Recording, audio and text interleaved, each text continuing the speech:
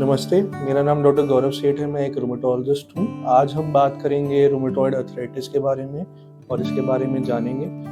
तो एक rheumatoid arthritis जो है एक तरह की गठिया की बीमारी है जो हमारे जो जोड़ हैं, शरीर के जोड़ों को इफ़ेक्ट करती है। एंड इसके अंदर हमारी जो छोटे जोड़ होते हैं हाथों के और पैरों के, वो बहुत जल्दी इन्वॉल्व होने लग जाते हैं, उसमें दर्द होने लग जाता है, सूजन होने लग जाती है, सुबह-सुबह उठ के जो है काफ़ी अकड़न-सी रहने लग जाती है और रोज़ पेन किलर्स की आदत सी बन जाती है, पेन किलर से दर्द में आराम आने लग जाता है। तो ऐसे करके ये बीमारी स्टार्ट होती है और इसका इलाज ना किए जाए तो धीरे-धीरे बाकी जोड़ को भी इफ़ेक्ट करने लग जाती है, जैसे कि एल्बोज़ हो गए, फिर आपके शोल्डर्स हो गए, साथ ही साथ जो है ये नीज़ को, हिप को, किसी भी जॉइंट को इन्वॉल्व कर सकती है और सेम दिक्कत दर्द की, सूजन की उसमें ला सकती है।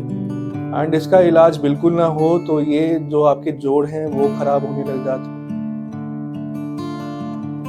काफ़ी एडवांस अर्थराइटिस होने के बाद, जैसे घुटने में अगर एडवांस अर्थराइटिस हो जाता है तो चलना फिरना मुश्किल हो जाता है, नीचे बैठना मुश्किल हो जाता है, छोटे-मोटे काम इतने बड़े लगने लग जाते हैं, बॉटल का ढक्कन खोलना मुश्किल हो जाता है, दरवाजे का नॉब खोलना मुश्किल हो जाता है, पेन पकड़ना मुश्किल हो जाता है। तो ये काफ़ी दर्दनाक बीमारी है और इसका इलाज होते रहना चाहिए। अब ये जो बीमारी है ये होती क्यों है, इसका कारण हमें अभी तक नहीं पता है, लेकिन ये एक ऑटो इम्यून प्रॉब्लम है।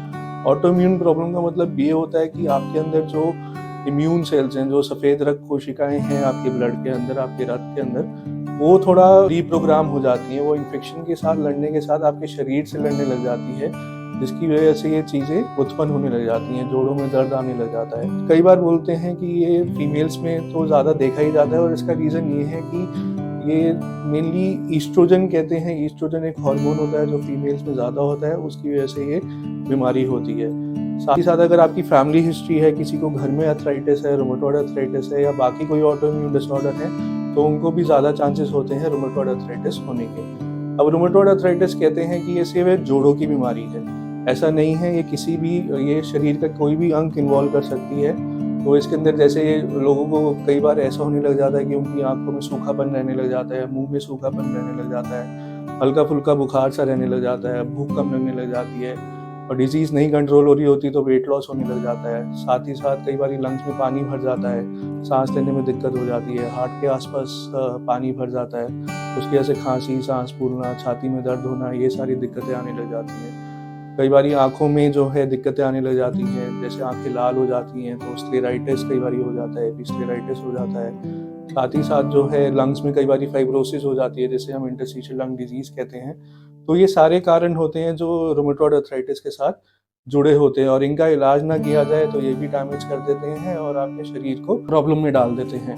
तो जब भी आप एक डॉक्टर से मिलते हैं, एक रूमेटोलॉजिस्ट से मिलते हैं, तो वो आपको जब भी बुलाते हैं तो आप अपने ट्रीटमेंट रिकॉर्ड के साथ आया करिए और अपनी जो हिस्ट्री है वो ज़रूर बताया कीजिए कि ये बीमारी कैसे शुरू हुई थी और कौन-कौन से जोड़ से स्टार्ट हुई थी और कौन-कौन सी इसके साथ जुड़ी हुई दिक्कत है, कौन-कौन सी और प्रॉब्लम्स है, जैसे कि मैंने बताया था कि मुँह तो नहीं सूखता है, ये सब चीज़ें हैं, स्किन की कोई प्रॉब्लम तो नहीं है, लंग्स की कोई प्रॉब्लम नहीं है और साथ ही साथ जो है आपको अपनी सारी पुरानी रिपोर्ट्स, क्या मेडिकेशंस ली हैं, वो सब आपको लेके ज़रूर आना चाहिए एक रूमेटोलॉजिस्ट के पास। अगर हम इसकी डायग्नोसिस की बात करें, तो डायग्नोसिस के लिए हम पहले पेशेंट का सिम्पटम्स एंड साइन्स देखते हैं, उनको क्लिनिकली एग्ज़ामिन करते हैं कि कौन-कौन से जोड़ इन्वॉल्व हो रहे हैं और हमको लगता है कि अगर ये रूमेटॉइड अर्थराइटिस की वजह से है, तो उसके लिए हम 4-5 टेस्ट कराते हैं, जैसे कि ईएसआर हो गया, सीआरपी हो गया, फिर रूमेटॉइड फैक्टर हो गया, एंटी-सीसीपी हो गया।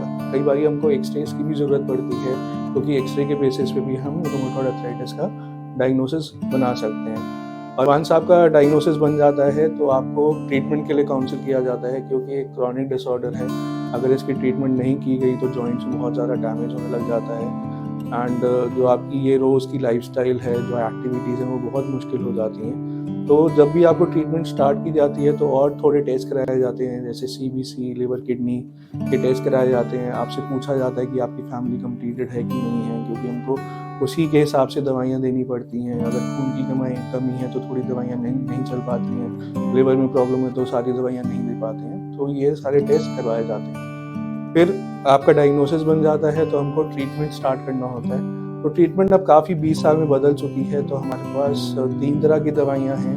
पहले होती है कन्वेंशनल सिंथेटिक डीमार्ट्स, इसके अंदर हमारे पास मीथोट्रेक्सेट, लेफ्लुसिनोमाइड, HCQoS सल्फासेलेसिन जैसी दवाइयाँ हैं। फिर आते हैं बायोलॉजिकल्स, इसके अंदर हमारे पास TNF अल्फा इनहिबिटर्स, फिर रिटुक्सीमैब, IL-6 इनहिबिटर्स जैसे कि टोस्लीजुमैब, अबाटासेप्ट। और फिर आते हैं हमारे टारगेटेड सिंथेटिक डीमार्ट्स, उनमें दवाइयाँ आती हैं टोफासेटनिब, बैरिसेटिनिब। तो ये जब दवाइयाँ स्टार्ट की जाती हैं तो आपको एक रूमेटोलॉजिस्ट के साथ एक रेगुलर फॉलोअप में बने रहना चाहिए, क्योंकि ये दवाइयाँ असरदार भी रहती हैं। और अगर हम आपको मॉनिटर करते हैं इन दवाइयों पे तो आपके दर्द भी ठीक होने लग जाते हैं, रिपोर्ट्स भी नॉर्मल होने लग जाती हैं, CRP भी जो नॉर्मल होने लग जाता है। लेकिन हमको साइड इफेक्ट के लिए भी देखना पड़ता है, तो रेगुलरली आपको जब भी रूमेटोलॉजिस्ट बुलाते हैं एक अपॉइंटमेंट के लिए तो आपको ज़रूर मिलना चाहिए।